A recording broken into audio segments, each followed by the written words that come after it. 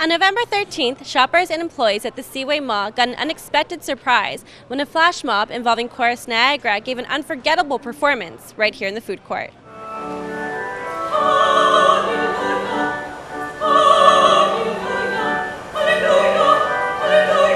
When the video surpassed millions of hits on YouTube, this caught the attention of CTV, so much that Canada AM chose to do a live broadcast from the Seaway Mall. We thought, you know what, let's try and get the chorus on the show. So we made a couple calls and found out there were 80 of them.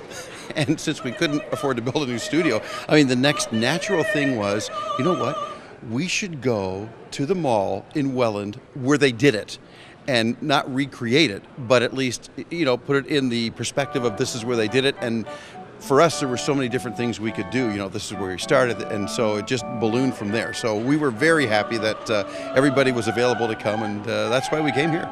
Chorus Niagara has helped put the Seaway Mall on the map, and thanks to Canada AM, viewers now know exactly where Welland is. If you look on the YouTube, it says it's Seaway Mall Welland, but I don't think it says Welland, Ontario, Canada. So a lot of the country was going, oh my gosh, this is Canadian. How can something this successful be Canadian? And I grew up in Font Hill, so I lived there till I was 8 years old. And it's always sort of been in the back of my mind, I would love to come and do something here. So that was just the added bonus. What do you think with all the attention the Seaway Mall is getting? To have, I guess, as they're saying, the world's most famous food court is amazing. It's hard for us to understand all that, but people from around the world are watching this, and I think there'll be more to come with Chorus Niagara and Seaway Mall.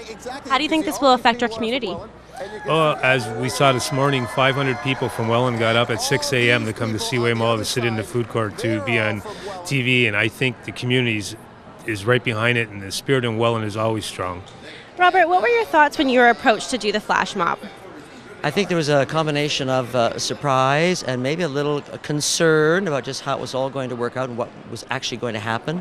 But I think my curiosity and my desire to sort of break out of the box was greater than my fears, so we just went for it. What was it like doing a live broadcast on Canada AM? Well, that's another big thrill. There's always these thrills that we've had ever since this thing went up on YouTube. What was surprising today was the number of people who showed up. That was really exciting to have this kind of support. And I have to say, selfishly, there's awareness now of Chorus Niagara. I'm proud of the organization. We've worked hard to build it over the years. But there's a lot of people with certain biases about choirs. And I think this has really helped to break down some of those biases. I think people got to see a choir on its own terms and on its own level, not hiding behind outfits and music, standing somewhere behind on a stage, right amongst people, and they felt connected to what we were doing. How long have you been a part of Chorus Niagara for? I've sang with them for the past 2 years. And what was it like being part of this flash mob? Oh, it was so much fun. It was just such a great experience to come down and be part of this. Have you been recognized on the street at all? Well, actually, I'm going to school at the University of Toronto, and each one of my professors has been like, you were in that YouTube clip of that flash mob, weren't you? What was it like being on a live broadcast of Canada AM today? It was exciting. It was fun. I was a little nervous, but yeah, it was great to come back and do it again. It was so much fun the first time. Why not do it again?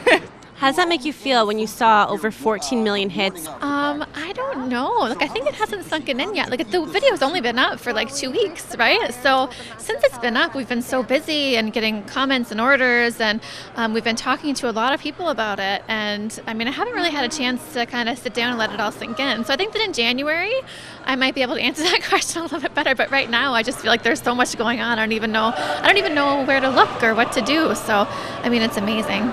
When the flash mob went viral, Blakely received worldwide media attention. We've actually been very fortunate with the media, my goodness.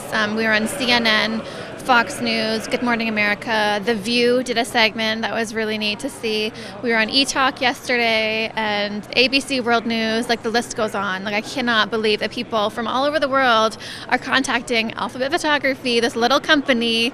It's just been overwhelming. The phone's ringing off the hook there. I've been lucky enough to travel across the country maybe 200 or 300 times and do this everywhere across the country. And we've had a lot of great shows and a lot of great audiences, but this is the only one, and I'm not kidding, that people got into it at 6:15 and their energy level was at the same place at 9 o'clock when the show ended as it was at 6:15.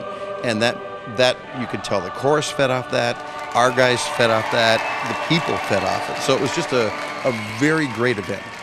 So if you're not one of the 14.5 million people to see the flash mob video, follow the link at tvcoachco.com/Niagara. For The Source, I'm Caitlin Battista.